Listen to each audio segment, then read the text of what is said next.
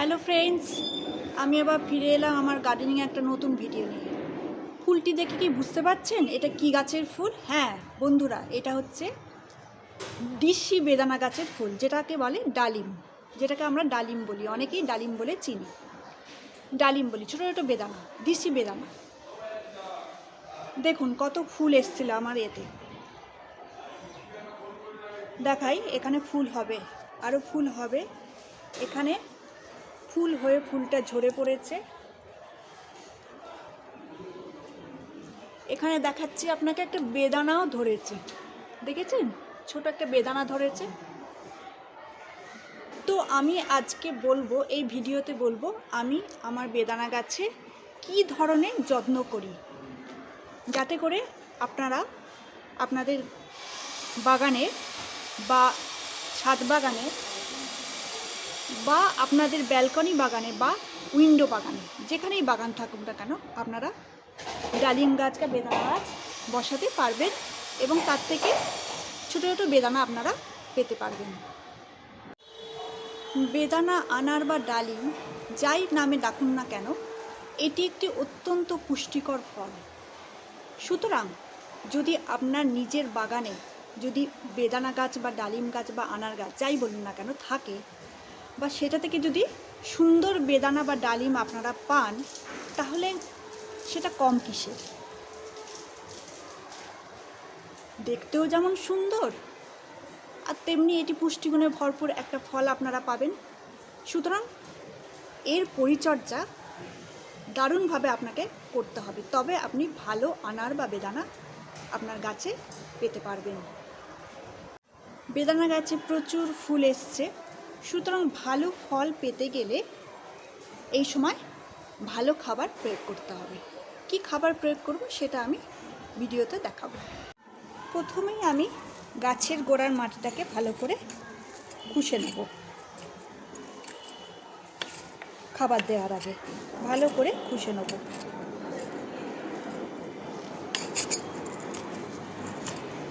এরপরে আমি খাবার প্রয়োগ করব।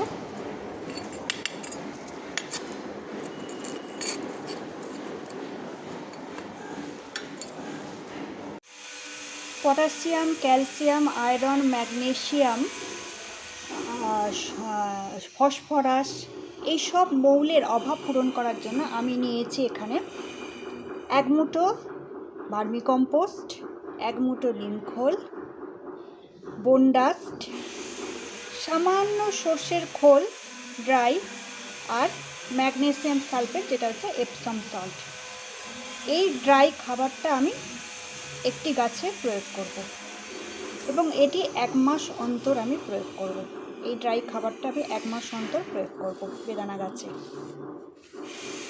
ভালো করে মিশিয়ে নেব খাবারটাকে, প্রথমে ভালো করে মিশিয়ে নিয়ে গাছের মাটিতে প্রয়োগ করব। সুতরাং এই যে খাবারটা, এটা হচ্ছে গাছের সমস্ত রকমের মৌলের চাহিদা মেটাবে। এবার সমস্ত খাবারটাকে আমি গাছের মাটিতে ঢেলে দেবো। ঢেলে দিয়ে আমি মাটির সাথে খাবারটাকে ভালো করে মিশিয়ে দেবো।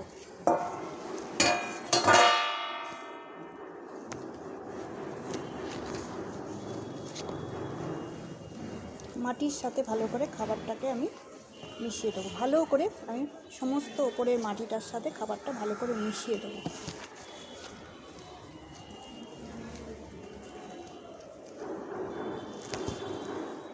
ভালো করে খাবারটা মাটিতে মিশিয়ে দেওয়ার পর আমি জল দিয়ে দেবো। ভালো করে আমি জল দিয়ে দেবো। এইভাবে আমি এই খাবারটা আমি আগেই বলেছি মাসে অন্তত একবার ব্যবহার করব। আপনারা এটা শুধুমাত্র ডালিম গাছের ক্ষেত্রে নয়, যে কোনো ফলের গাছে এই খাবারটা আপনারা দিতে পারেন। ফল আসার সময় থেকেই এটা দিতে শুরু করবেন, তাহলে তার ফলের সাইজও বড় হবে, ফলও ভালো হবে, ফল রসালো হবে। ভালো আপনারা আপনাদের যাদের ফলের গাছ আছে বা ফলের গাছ করার ইচ্ছা আছে, তারা এইভাবে ফলের গাছে পরিচর্যা করতে পারেন।